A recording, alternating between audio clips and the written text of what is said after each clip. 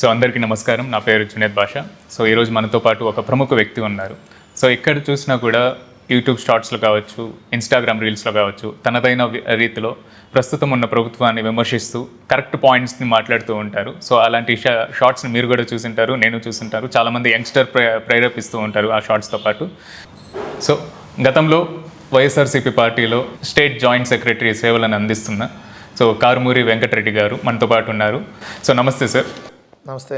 So మీరు ఈ జర్నీలో ఎలా స్టార్ట్ అయ్యారు? వైఎస్ఆర్సీపీ పార్టీలో ఎలా స్టార్ట్ అయింది? అంటే నేను వైఎస్ఆర్ కాంగ్రెస్ పార్టీ పెట్టక ముందు నుంచి జగన్మోహన్ రెడ్డి గారు ఫాలోవర్గా ఉన్నా. నేను చదువుకునేటటువంటి ఏజ్లో, అంటే నేను డిగ్రీ చదువుతున్నటువంటి సమయంలో అప్పుడు పరిటాల రవి అనేటటువంటి వ్యక్తి చంపబడ్డాడు. పరిటాల రవి అనేటువంటి వ్యక్తి ఒక పెద్ద రౌడీ, ఒక ఫ్యాక్షనిస్టు, అనేక మంది జీవితాలని ఏదైతే ఛిద్రం చేసినటువంటి వ్యక్తి అనేది అందరికీ తెలుసు. అతను చంపబడ్డాడు. అతను అప్పుడు ప్రస్తుతం అప్పుడు తెలుగుదేశం పార్టీ ఎమ్మెల్యేగా ఉన్నాడు. 2005 సంవత్సరంలో ఎప్పుడు అతన్ని చంపడం జరిగింది. చంపినప్పుడు జగన్మోహన్ రెడ్డి గారికి అసలు సంబంధమే లేదు. కానీ ఆ రోజు అసెంబ్లీలో ఏదైతే రాజశేఖర రెడ్డి గారు, నా కొడుకుని మీరు దీంట్లో ఏదో ఇన్వాల్వ్ చేయాలని చూస్తున్నారు, నా కొడుకు ఎటువంటి తప్పు చేయలేదు, సిబిఐ ఎంక్వైరీకి ఇస్తున్నా అని చెప్పారు. అప్పుడు దాకా అసలు జగన్మోహన్ రెడ్డి గారి పేరు కూడా ఎవరికీ తెలియదు. సో జగన్మోహన్ రెడ్డి గారు ఎక్కడ కూడా పొలిటికల్గా కానీ ఎక్కడ కూడా బయట కానీ ఎక్కడ తెర ముందు ఎక్కడ లేరు. సో అప్పుడు వచ్చిన తర్వాత అప్పుడు నేను జగన్మోహన్ రెడ్డి గారి గురించి తెలుసుకోవడం జరిగింది మా ఫ్రెండ్స్ వేరే వాళ్ళందరి ద్వారా. సో జగన్మోహన్ రెడ్డి గారు అనేటువంటి వ్యక్తి ఏదైతే రాజకీయాల్లో లేకపోయినా కూడా ప్రజలకు సేవను అందిస్తూ కడప జిల్లాలో అనేక మందిని విద్యార్థులు చదువుకోవడానికి కావచ్చు, తన సొంత డబ్బులతో ఏదో కొన్ని అనాథాశ్రమాలకి డొనేట్ చేయటం కావచ్చు, అనేక మంది జీవితాలని నిలబెట్టినటువంటి వ్యక్తిగా జగన్మోహన్ రెడ్డి గారిని అప్పుడు నేను తెలుసుకోవడం జరిగింది. సో దాని తర్వాత 2006 సంవత్సరంలో నేను హైదరాబాద్ వచ్చా చదువుకోవడానికి. వచ్చిన తర్వాత జగన్ చారిటబుల్ ట్రస్ట్ అని చెప్పి మొన్నటిదాకా శ్రీకాళహస్తి ఎమ్మెల్యేగా ఉన్నటువంటి బిఎఫ్ మధుసూదన్ రెడ్డి గారి ఆధ్వర్యంలో ఆయన ఒక ట్రస్ట్ పెట్టి జగన్మోహన్ రెడ్డి గారి పేరుతో సేవా కార్యక్రమాలు చేస్తూ ఉన్నారు. ఆయన నాకు పరిచయం అవటం జరిగింది. సత్య అని వేరే ఆయన ద్వారా ఆయన పరిచయం అవటం జరిగింది. అక్కడి నుంచి జగన్మోహన్ రెడ్డి గారు ప్రత్యక్ష రాజకీయాల్లోకి రావాలని అప్పుడే 2007, 2008 ఆ సంవత్సరాల్లోనే అప్పుడు ఉమ్మడి ఆంధ్రప్రదేశ్లో ఉండేవారు. అప్పుడే జగన్మోహన్ రెడ్డి గారు ప్రత్యక్ష రాజకీయాల్లో రావాలని కార్యక్రమాలు చేశాం. సో అలా నాకు జగన్మోహన్ రెడ్డి గారు అంటే అప్పటి నుంచి దాని తర్వాత జగన్మోహన్ రెడ్డి గారు 2009లో డైరెక్ట్గా ఎంపీగా పోటీ చేశారు. దాని తర్వాత కొన్ని రోజులకే రాజశేఖర రెడ్డి గారు చనిపోవడం జరిగింది. ఇంకా దాని తర్వాత నుంచి కంటిన్యూగా జగన్మోహన్ రెడ్డి గారు వెంట ఓదార్పు యాత్రని కానీ అన్నీ అలా నడుస్తూ ఉన్నాం. దాని తర్వాత పార్టీ పెట్టిన తర్వాత నేను పార్టీలో సేవాదళ్ రాష్ట్ర ప్రధాన కార్యదర్శిగా నాకు బాధ్యతలు ఇచ్చారు. సేవాదళ్ అనేది ఒక wing, youth wing, student wing ఎట్లానో వైఎస్ఆర్ కాంగ్రెస్ పార్టీలో సేవాదళ్ అనేది ఒక వింగ్, దాంట్లో స్టేట్ జనరల్ సెక్రటరీ ఇచ్చారు. దాని తర్వాత 2018 ఆ సమయంలో 2018 డిసెంబర్ అనుకుంటా ఐ థింక్ స్టేట్ బాడీలో అంటే మెయిన్ అఫీషియల్ బాడీలో స్టేట్ జాయింట్ సెక్రటరీ, రాష్ట్ర సంయుక్త కార్యదర్శిగా ఇచ్చారు. దాంట్లో 5 సంవత్సరాల పాటు నేను ఆ పదవిలో ఉన్నా. దాని తర్వాత వచ్చేటప్పటికి ఇప్పుడు రాష్ట్ర అధికార ప్రతినిధిగా నా వాయిస్ని వినిపిస్తూ ఉన్నా. సో రెడ్ బుక్ గురించి తెలిసిందే మీకు కూడా. సో చాలా వరకు ప్రతి ఒక్కరు కానీ వినింటారు. సో దాంట్లో నేమ్స్ నోట్ చేసుకుంటున్నాను, వాళ్ళని ఇది చేస్తాను అది చేస్తున్నాను అని చెప్తున్నారు. సో మీరు చూస్తే ప్రతిసారి యూట్యూబ్లో కావచ్చు, వీడియోస్లో కావచ్చు, మీ వాయిస్ అనేది విమర్శించే విధంగానే ఉంటూ ఉంటుంది. సో రెడ్ బుక్ అనేది మీకు దాంతో భయం అనేది లేదా?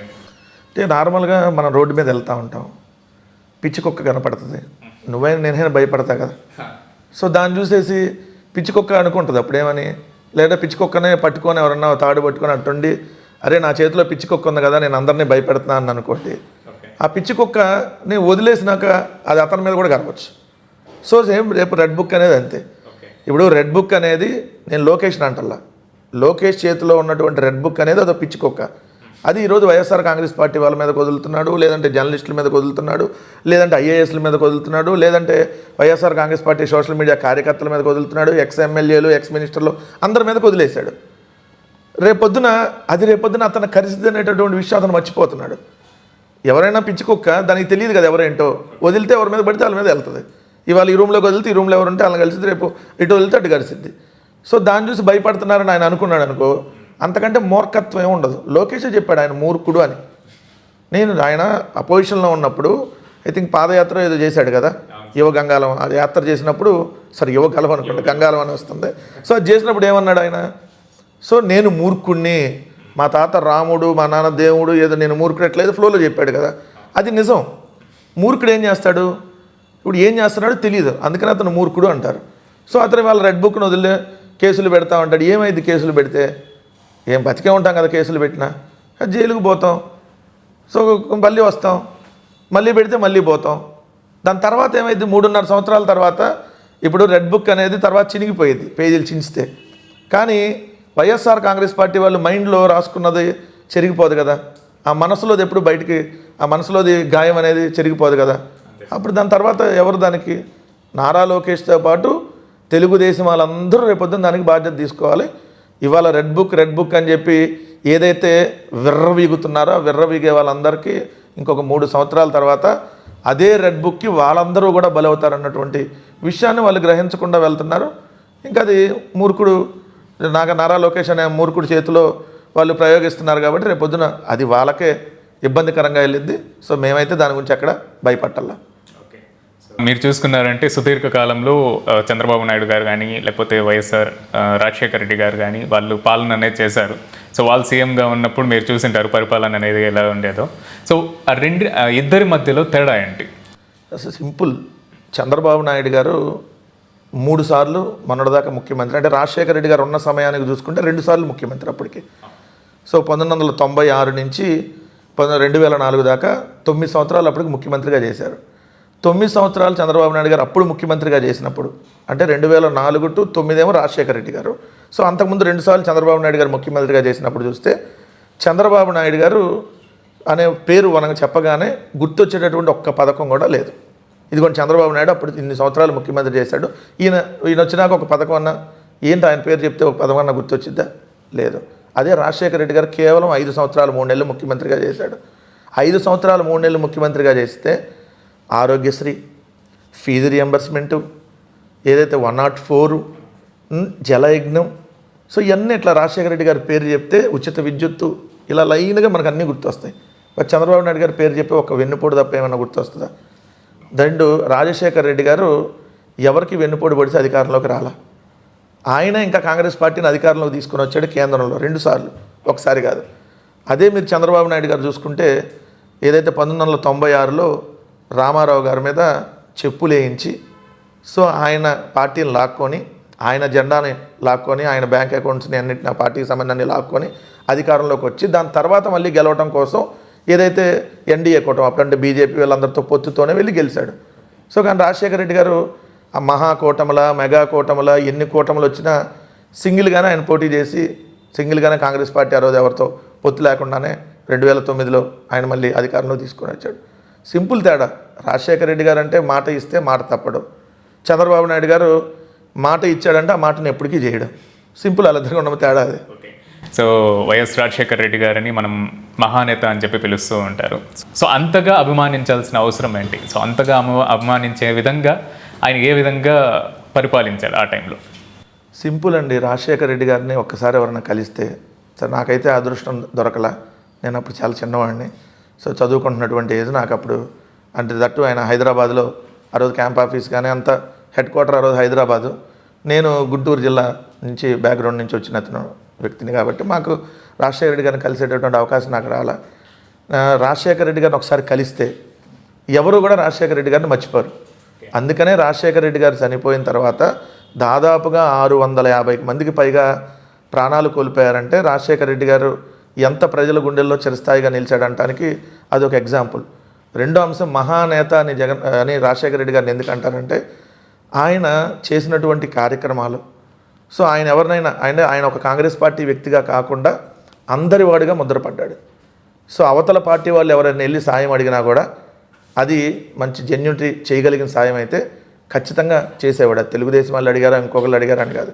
అందుకనే రాజశేఖర రెడ్డి గారిని మహానాయకుడు అన్నారు. సో ఈ రోజున్న నాయకుల్లో ఎవరైతే బతుకున్నటువంటి నాయకులు కానీ, చనిపోయినటువంటి నాయకులు కానీ, అనేక మంది ముఖ్యమంత్రిగా చేసినటువంటి వాళ్ళని కానీ మనం ఉమ్మడి ఆంధ్రప్రదేశ్లో చూసుకుంటే మహానేత అనేటటువంటి వ్యక్తిగా ముద్ర కేవలం రాజశేఖర రెడ్డి గారికే ఉంది. సో రాజశేఖర రెడ్డి గారు ఆ విధంగా చేశారు. ఎందుకంటే చిన్నపిల్లల గుండె ఆపరేషన్లో, అంటే ఆ పిల్లాడినో బతికిస్తే, సో ఆ కుటుంబంలో ఉన్నటువంటి వ్యక్తిని బతికించినటువంటి వ్యక్తి ఏమవుతాడు, మనకు దేవుడు అవుతాడు. సో అందుకని ఆయన మహానాయకుడు అయ్యాడు. సో ఆయన లేపటం అనేది ఇప్పటికీ కూడా జీర్ణించుకోలేని అంశం. ఆయన భౌతికంగా మనకు దూరమైనా కూడా ప్రజల గుండెల్లో అయితే చిరస్థాయిగా మహానాయకుడిగా ఉన్నాడు అనేది క్లియర్. మనం అనేక సందర్భాల్లో చూస్తూనే ఉన్నాం. ఎందుకంటే ఇంట్లో మనం దేవుడు ఫోటో పక్కన రాజశేఖర్ గారి ఫోటో పెట్టుకుంటాం. సో అంతగా మనం దేవుడిలాగా రాజశేఖర రెడ్డి గారిని కొలుస్తున్నామంటే నిజంగా కూడా అల్టిమేట్ అది రాజశేఖర రెడ్డి గారి క్రెడిటే. అంటే పార్టీతో సంబంధం లేకుండా ఎవరికి హెల్ప్ కావాలన్నా కూడా వాళ్ళకి హెల్ప్ వచ్చేవారండి. ఆయన పార్టీకి సంబంధం లేదు. ఆయన పార్టీకి సంబంధం లేదు. అపోజిషన్ వాళ్ళు వచ్చి ఇదిగోండి మాకు ఈ సాయం చేస్తే మాకు ఉపయోగపడిద్ది అంటే ఖచ్చితంగా సాయం చేసినటువంటి వ్యక్తి. ఎందుకు చిన్న ఎగ్జాంపుల్, బాలకృష్ణ గారి ఇంట్లో కాల్పులు జరిగినాయి. బాలకృష్ణ గారి ఇంట్లో కాల్పులు జరిగినాయి. ఆ రోజు బాలకృష్ణ గారి భార్య పేరు, అందరి పేర్లు అన్ని పత్రికల్లో వచ్చినాయి. సో కానీ రాజశేఖర రెడ్డి గారే దాన్ని బాలకృష్ణ గారి కుటుంబాన్ని కాపాడాడు అనేది జగమెరిగిన సత్యం. బాలకృష్ణ గారు ఎవరు? తెలుగుదేశం పార్టీ. సో కానీ బాలకృష్ణ గారి ఇంట్లో ఆడవాళ్ళని కాపాడాలి, సో ఏది జరిగిందనేది తర్వాత సంగతి అని చెప్పి బాలకృష్ణ గారిని వాళ్ళ కుటుంబాన్ని ఆ రోజు కాపాడింది ఎవరు? రాజశేఖర రెడ్డి గారే కదా. ఇంకో వ్యక్తి ఇది చేస్తాడో చేయడు కదా. కానీ అది వాళ్ళు నిలుపుకోలేదు. ఇంతనగా జగన్మోహన్ రెడ్డి గారిని దగ్గరగా చూసుంటారు. సో ఆయనతో పాటు మాట్లాడడం కానీ ప్రతి ఒక్కటి మీరు సంభాషించుంటారు సార్తో. సో వ్యక్తిగతంగా ఏ విధంగా ఉంటారు, వ్యాపార విధంగా ఏ విధంగా ఉంటారు, అది వ్యూవర్స్కి చెప్పగలరా? జగన్మోహన్ రెడ్డి గారిని నేను దాదాపుగా 2009 సంవత్సరంలో నుంచి 2009లో రాజశేఖర రెడ్డి గారు చనిపోయిన తర్వాత నుంచి జగన్మోహన్ రెడ్డి గారిని అంటే కలవటం. అంతకుముందు జగన్మోహన్ రెడ్డి గారిని ఫాలో అవుతా ఉన్నా, కలిసింది మాత్రం 2009 అని చెప్పచ్చు. 2009 నుంచి ఇప్పుడు దాకా దాదాపుగా 16 ఏళ్ళ జర్నీ జగన్మోహన్ రెడ్డి గారిని డైరెక్ట్గా కలవటం అనేది. ఈ 16 సంవత్సరాల్లో జగన్మోహన్ రెడ్డి గారిని ఎప్పుడు చూసినా జగన్మోహన్ రెడ్డి గారు అప్పుడు ఎలా ఉన్నాడు ఇప్పుడు అలానే ఉన్నట్టుంది తప్ప ఇక్కడ కొత్తదనం కనపడదు. ఎందుకు అంటే ఫెయిర్ అలానే ఉంటాడు. అప్పుడు ఎలా నిజాయితీగా ఉన్నాడు ఇప్పుడు కూడా అదే నిజాయితీగా ఉంటాడు. సో వెళ్ళి చాలామంది చెప్తూ ఉంటారు జగన్మోహన్ రెడ్డి గారికి. మొన్న 2019 ఎన్నికలకు ముందు 2014లో ఓడిపోయినప్పుడు కావచ్చు, సో 2024లో మనం ఓడిపోయే ముందు కావచ్చు. సో జగన్మోహన్ రెడ్డి గారిని కలిసి నాతో పాటు చాలామంది నాయకులు కలుస్తున్నప్పుడు, అన్న ఇవన్నీ చేద్దాము, మనం కూడా ఇది మాట చెప్పేస్తే అయిపోద్ది, చంద్రబాబు నాయుడు అలివి కానీ అన్నీ చెప్పేస్తున్నాడు, మనం చెప్పపోతే ఎట్లా, రైతు రుణాలు మనం కూడా మాఫీ చేసేద్దామని చెబుతామంటే చెప్పేద్దామన్నా, తర్వాత చేస్తాము, మనం చేయలేం కదా, అప్పుడు ఎందుకు చెప్పటం, అప్పుడు మనకు లాంగ్ రన్ ఇప్పుడు ముద్ర పడిపోయింది కదా, ఓడిపోతే ఓడిపోయాం ఏమైందన్నా. సో అంటే రాజకీయాల్లో ఏ నాయకుడైనా ఏం కోరుకుంటాడు, మనం ఎట్లా ఒకట గెలవాలని కోరుకుంటాడు. ఎవరైనా మనం ఇప్పుడు ఎగ్జామ్ ఉంటాం, మనం ఫెయిల్ అవ్వాలని కోరుకోంగా, ఏదో ఒక విధంగా అడ్డదారులను చూసన్నా పాస్ అవుదాము, లేకపోతే ఎవరన్నా ఇన్విజిలేటర్ అన్నా మేనేజ్ చేసన్నా మార్కులు వేయించుకుందాం అని అనుకుంటారు కదా. సహజంగా ఎవడైనా ఫెయిల్ అవ్వాలని కోరుకోడు కదా. కానీ జగన్మోహన్ రెడ్డి గారు అట్లా వద్దు, అట్లాంటిది ఫెయిల్ అయితే అవుదాం, ఫెయిల్ అయితే అయినా పర్లేదు, కానీ అలా అడ్డదారిలో వచ్చేటటువంటి విజయాన్ని జగన్మోహన్ రెడ్డి గారు ఎప్పుడూ కోరుకోరు. సింపుల్గా మిగిలిన నాయకులకి ఏ రాజకీయ నాయకుడైనా ఖచ్చితంగా మనం ఎట్టొకటి గెలవాలనుకుంటాడు. ఆ సర్పంచ్ ఎన్నికల, ఒక వార్డు మెంబరా, ఒక కార్పొరేటరా, ఎట్టొకట మనం గెలవాలి అనేదే అందరి టార్గెట్ ఉండేది. ఎలాగోలా గెలిచేయాలని చెప్పి అందరి టార్గెట్ ఉంటే, కానీ జగన్మోహన్ రెడ్డి గారి టార్గెట్ మాత్రం నిజాయితీగానే గెలవాలనుకుంటాడు. సో మనకు అడ్డదారిలోనో ఎట్టగొట్ట గెలిచేటటువంటి గెలుపు ఆయనకు వద్దు అనుకుంటాడు. సో అప్పుడు అలానే ఉన్నాడు జగన్మోహన్ రెడ్డి గారు. 2009లో అప్పుడు చూసినప్పటి నుంచి అలానే ఉన్నాడు, స్టిల్ ఈరోజు కూడా అలానే ఉన్నాడు. సో జగన్మోహన్ రెడ్డి గారు ఎప్పుడు అలానే ఉంటారు. పదవి ఉన్నా లేకపోయినా కూడా తన పర్సనాలిటీ అనేది ఆ విధంగా. నేను ముఖ్యమంత్రిగా 24-25 సార్లు కలిసి ఉంటానేమో.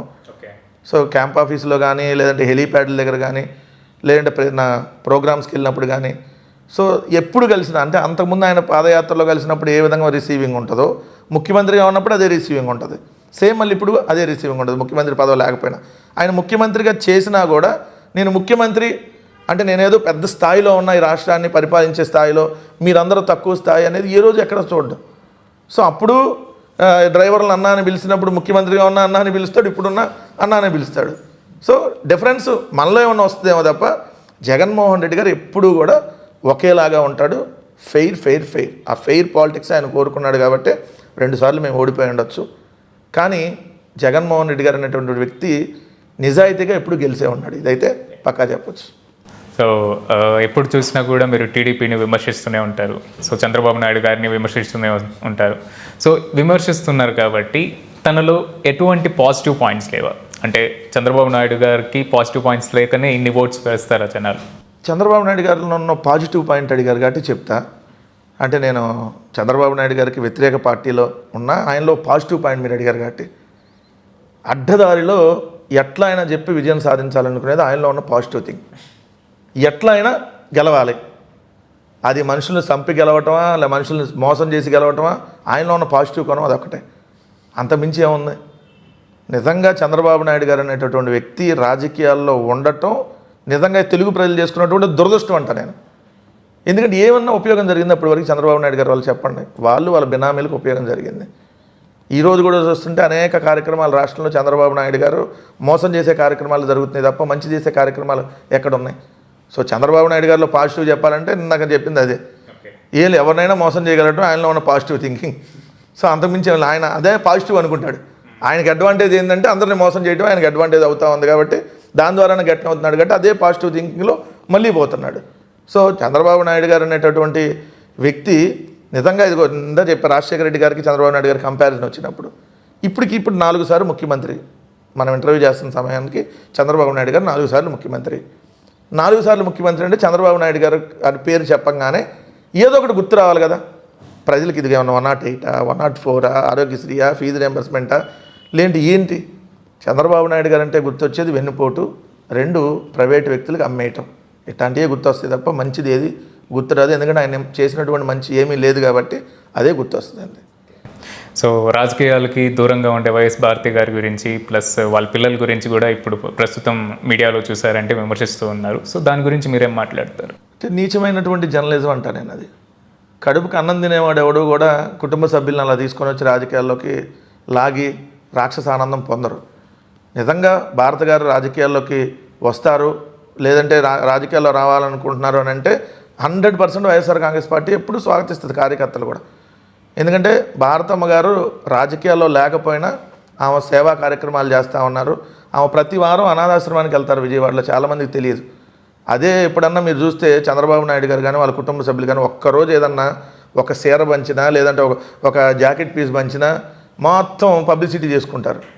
కానీ ఒక అనాథాశ్రమానికి ప్రతి వారంలో ఒక రోజు వెళ్ళి అక్కడ మార్నింగ్ నుంచి ఈవినింగ్ దాకా పిల్లలతో స్పెండ్ చేసి వాళ్ళకి ఏం కావాలన్నా చూడటము, అదేవిధంగా ఒక స్కూల్ అక్కడ వెంకటప్ప మెమోరియల్ స్కూల్ని ఈరోజు నడుపుతూ అనేక మంది విద్యార్థులను ఈరోజు తీర్చిదిద్దుతూ అనేక సేవా కార్యక్రమాల ద్వారా ఎక్కడ పబ్లిసిటీ లేకుండా మామూలుగా మనం ఈరోజు 1000 రూపాయలు పంచితే 1000 ఫోటోలు పెడతారు. కానీ ఈరోజు కోట్లాది రూపాయలు సేవా కార్యక్రమాలకు వినియోగిస్తున్నా ఎక్కడన్నా భారతమ్మ గారు ఒక ఫోటో మీకు ఇదిగోండి ఒక పేపర్లో కానీ ఎక్కడన్నా వేయించుకుంటారో వద్దంటారు. సో పబ్లిసిటీకి దూరంగా ఉంటారు.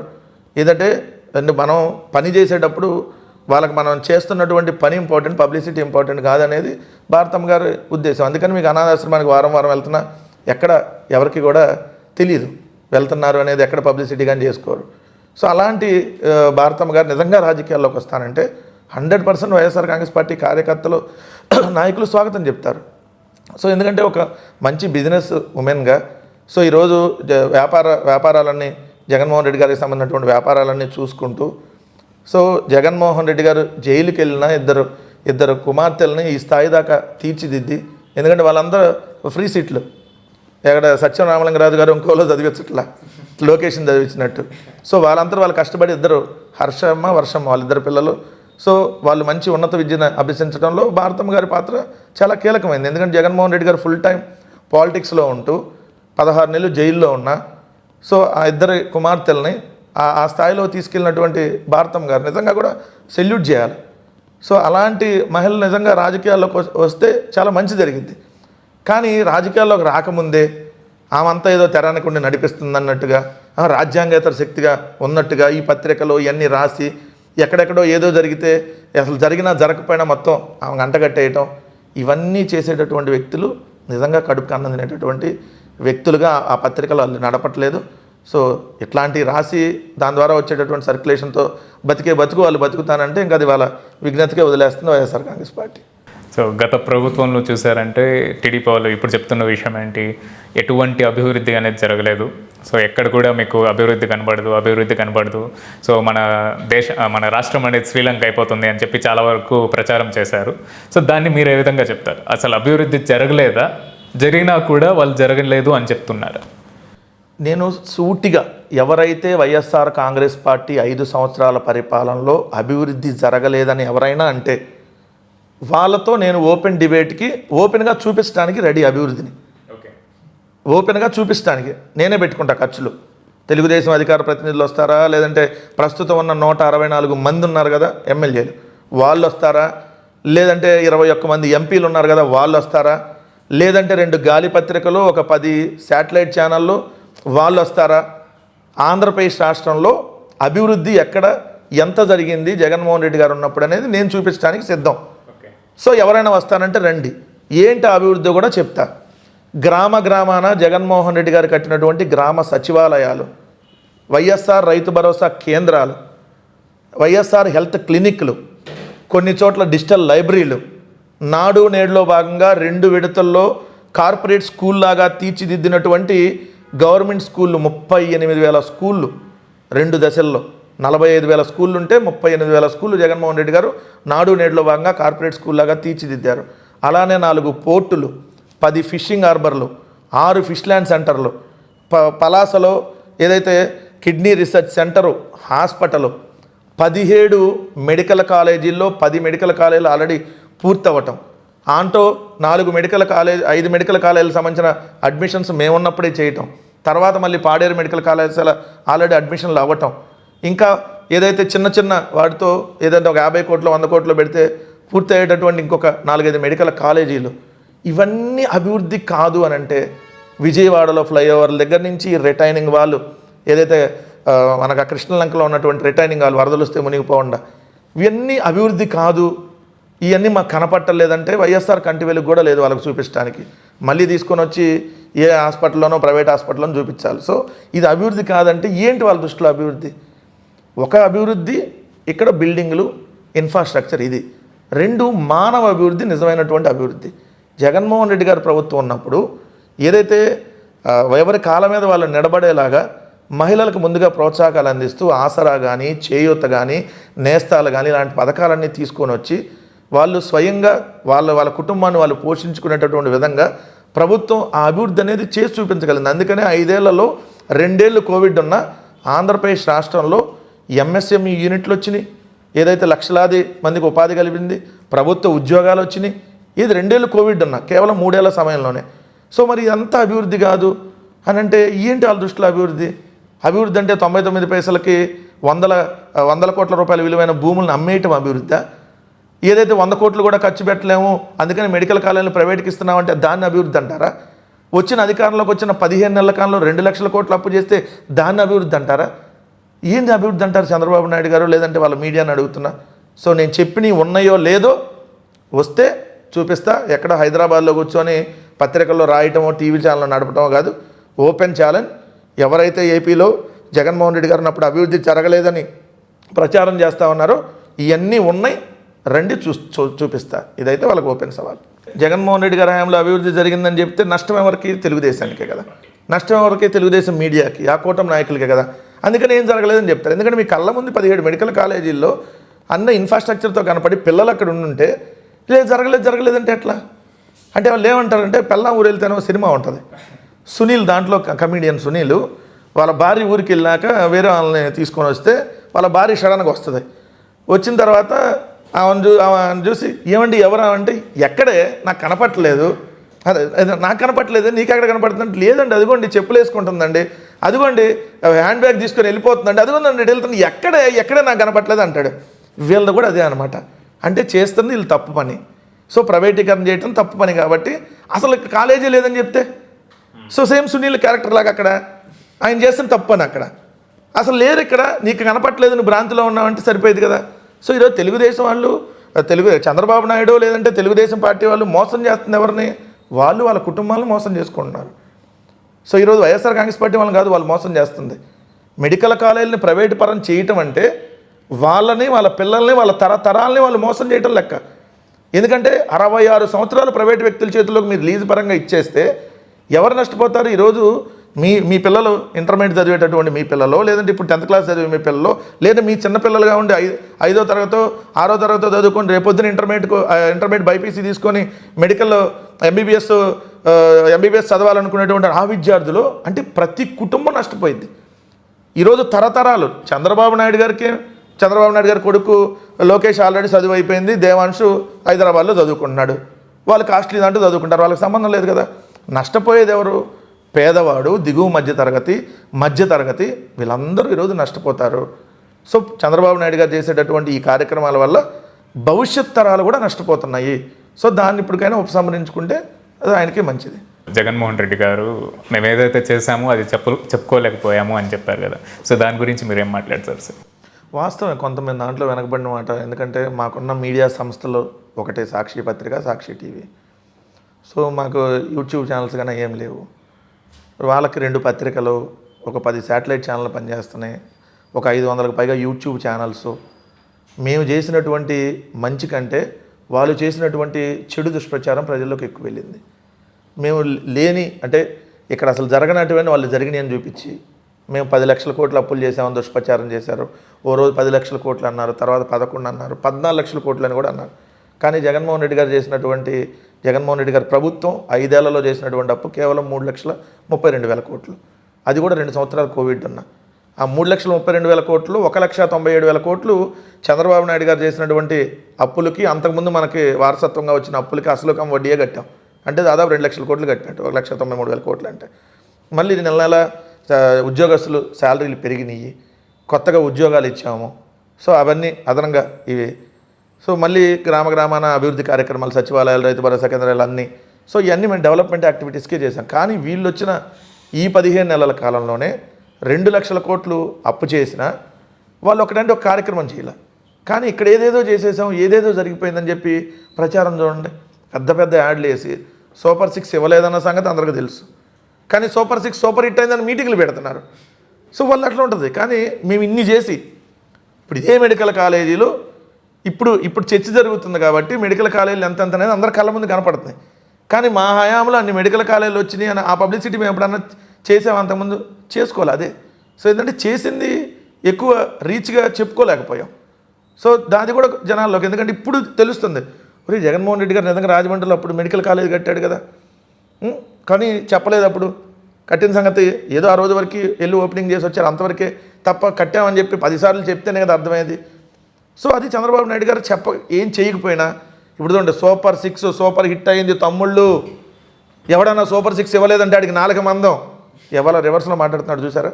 సూపర్ 6లో ఆడబిడ్డ నీదేమైంది, లేదంటే నిరుద్యోగ భృతి ఏమైంది, మొట్టమొదటి ఏడాది రైతు భరోసా ఏమైంది, రెండో ఏడాది రైతు భరోసాలో 20,000 ప్లేస్లో 14,000 ఎందుకు వచ్చింది, దాంట్లో ఇప్పటివరకు 5,000 ఎందుకు ఇచ్చావు, మొట్టమొదటి ఏడాది తల్లికి వందనం ఏమైంది, రెండో ఏడాది తల్లికి వందనంలో 20 లక్షల మందికి ఎందుకు కోత విధించావు, సో ఉచిత గ్యాస్ సిలిండర్లు అని చెప్పి ఏడాది ఒకటే సిలిండర్ ఎందుకు ఇచ్చావు. సో ఇవన్నీ చాలా ఉన్నాయి మనం మాట్లాడాలంటే. కానీ ఏమంటాడు, అన్నీ ఇచ్చేసాను, ఎవడన్నా ఇవ్వలేదంటే మీకు 4 మందం అంటే 4 కట్ చేస్తానని పోయి ఒక 4 మందం అన్నాడు. సో అలా ఉంటుంది చంద్రబాబు నాయుడు గారిది. కానీ జగన్మోహన్ రెడ్డి గారి దగ్గరకు వచ్చేటప్పటికి ఆయన ఏంటంటే ఏదైనా ఫెయిర్, మన నిజాయితీగానే, ఇప్పుడు కూడా మనం ఎక్కడ అబద్ధాలు చెప్పొద్దు, మనం ఓడిపోయాం ఏమైంది కానీ మనం అబద్ధాలు చెప్పొద్దు అంటాడు. సో అందుకనే మేము చెప్పుకునే దాంట్లో కొంత వెనకబడినటువంటి మాట వాస్తవం. బట్ ఈసారి అలా ఉండదు, ఎందుకంటే ఒకసారి జరిగిన దాన్ని రెక్టిఫై చేసుకొని వెళ్తాం కాబట్టి ఖచ్చితంగా మేము ఏం చేసాం, 2019 నుంచి 24 దాకా చేసినటువంటి అభివృద్ధి ఏంటి, సో ఆ చేసినటువంటి సంక్షేమ కార్యక్రమాలు ఏంటి, అవన్నీ ఇప్పుడు ఎలా ఆగిపోయినాయి. మేము చేసిన అభివృద్ధినేమో ప్రైవేటీకరణకి ఇస్తున్నారు, మేము ఇచ్చిన సంక్షేమ పథకాలు మొత్తం ఆపేశారు.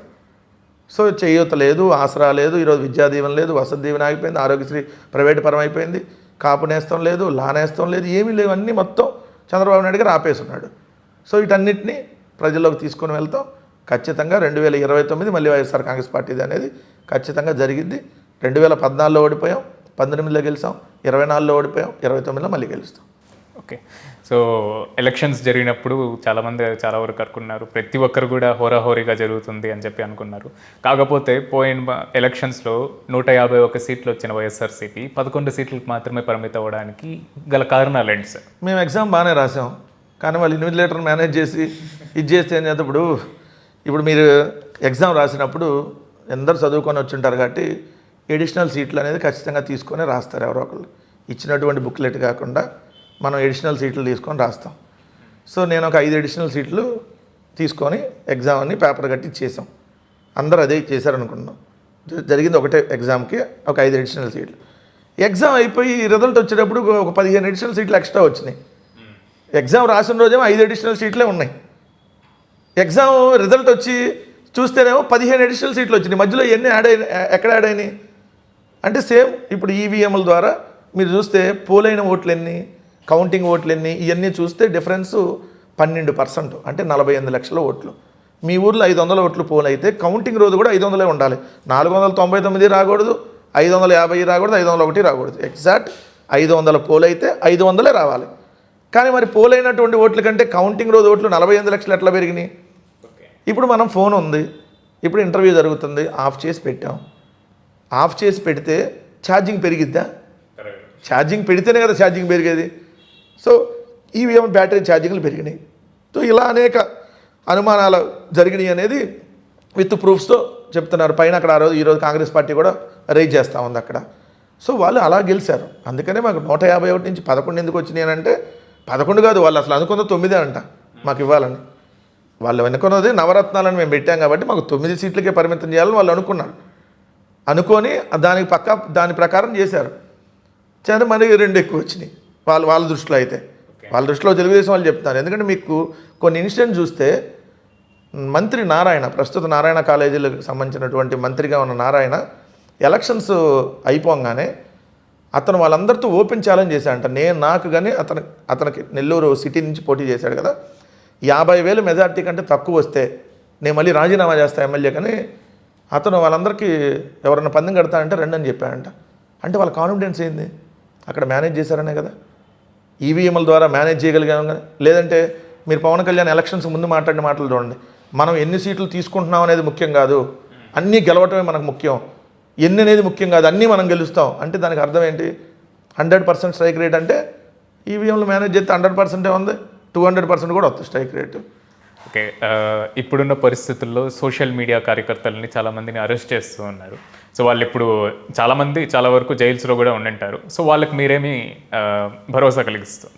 సార్, వైఎస్ఆర్ కాంగ్రెస్ పార్టీకి ఈరోజు బలం YSR Congress party social media. మాకు మెయిన్ స్ట్రీమ్ మీడియా ఛానల్స్ లేవు. నేను ఇందాక చెప్పినట్టుగా ఒకటే పత్రిక, ఒకటే ఛానల్. సో చంద్రబాబు నాయుడు గారికి ఆ బలం రెట్టింపుగా ఉంది. మాకు ఒక పత్రిక ఉంటే ఆయనకు 2 పత్రికలు అఫీషియల్గానే ఉన్నాయి. సో మాకు ఒక ఛానల్ ఉంటే ఆయనకు 10 ఛానల్స్ ఉన్నాయి. 500 యూట్యూబ్ ఛానల్స్, 100 ఫేస్బుక్ అకౌంట్లు, లేదంటే 100 ట్విట్టర్ అకౌంట్లతో, లేదంటే ఇన్స్టాగ్రామ్లు, ఇట్లాంటివన్నీ పెయిడ్ పేజెస్ నడుపుతా ప్రజల మెదడులోకి ఒక విషయాన్ని ఎక్కించా ఉన్నాడు. దీన్ని సమర్థవంతంగా తిప్పికొట్టేది ఏంటి? మా సోషల్ మీడియా. మా సోషల్ మీడియా వాళ్ళు వాళ్ళకున్నటువంటి ఏదైతే ఆ నాలెడ్జ్తో అక్కడ ఏం జరుగుతుందో వాస్తవాన్ని చూసి దాన్ని వాళ్ళు ప్రజెంట్ చేస్తారు. అది ఫేస్బుక్లో వీడియో రూపంలో అవ్వచ్చు, పోస్ట్ రూపంలో అవ్వచ్చు, లేదంటే ట్విట్టర్లో ట్వీట్లో అవ్వచ్చు, లేదంటే ఇన్స్టాగ్రామ్ రీల్స్ రూపంలో అవ్వచ్చు. దాన్ని వాళ్ళు ప్రజెంట్ చేస్తున్నారు. కాబట్టి ఆ సోషల్ మీడియాని అనగదొక్కేస్తే చంద్రబాబు నాయుడు గారు ఈ కూటమి ప్రభుత్వంలో జరుగుతున్నటువంటి అన్యాయాలు కానీ, అక్రమాలు కానీ, అరాచకాలు కానీ, ఈ దోపిడీని కానీ ఎవ్వరు కూడా చూపించడానికి ఉండదు కదా. ఎందుకంటే వాళ్ళ ఛానల్స్ అన్నీ వాళ్ళకే ఉన్నాయి. సో ఎవరైనా చూపించారనుకో ఆ ఛానల్స్ని అక్కడ కేబుల్ ఆపరేటర్లు చెప్పి రానికుండా చేస్తున్నారు. సో అందుకని ఈ సోషల్ మీడియా వాళ్ళని అనగదొక్కేశారనుకోండి, ఇంకా బయటికి రాదు కదా, ఎక్స్పోజ్ కాదు కదా. అందుకని చెప్పి మా వాళ్ళని డే 1 నుంచే టార్గెట్ చేస్తూ ఉన్నారు. కానీ మా సోషల్ మీడియా దగ్గర ఉన్నటువంటి బలము ఏంటి అని అంటే, మీరు ఎంత అనగదొక్కితే అంతగా రెచ్చిపోయి పోస్టులు పెడతారు. మా బలం అది. వాళ్ళకి తెలియట్లా. అరే YSR Congress party social media వాళ్ళ మీద కేసు పెడితే ఆడు భయపడిపోతాడు, అకౌంట్ తీసేస్తాడు, లేదంటే అసలు తర్వాత ఇంకెక్కడ కనపడ్డని వాళ్ళు అనుకుంటున్నారు. కానీ ఎప్పుడు జైలు నుంచి బయటకు వస్తే అదే రోజు సాయంత్రం స్టార్ట్ చేస్తారు మళ్ళీ. సో మా దగ్గర ఉన్న బలం అది.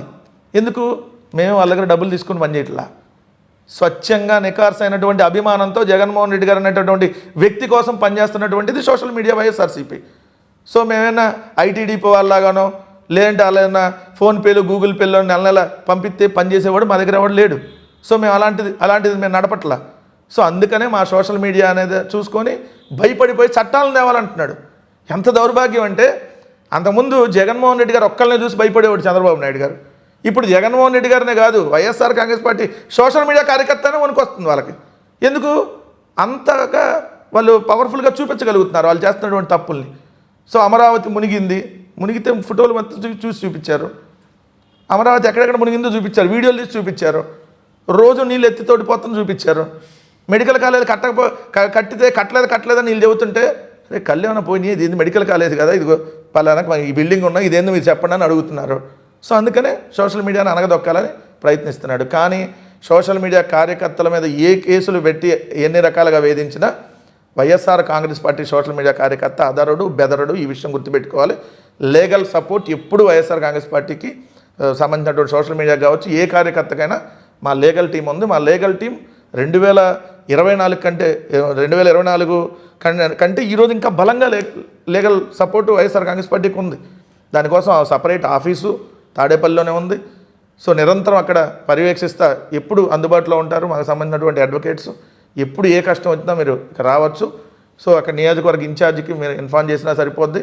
లేదంటే డైరెక్ట్గా ఇక్కడికి వచ్చి చెప్పినా కూడా ఎవరికి ఏ సపోర్ట్ కావాలన్నా కూడా ఖచ్చితంగా మేము అందిస్తున్నాం, ఇంకా కూడా అందిస్తాం, దాంట్లో డౌట్ లేదు. 16 సంవత్సరాల వరకు ముఖ్యమంత్రిగా ఉన్న చంద్రబాబు నాయుడు గారు ఒక్క మెడికల్ కాలేజ్ తేకపోయినా కూడా ఇప్పుడు ఏవైతే మెడికల్ కాలేజెస్ తెచ్చారో దాన్ని కూడా ప్రైవేటీకరణ చేస్తున్నారు. దానివల్ల లాభం అంటారా నష్టం అంటారా? 100% నష్టం కదా.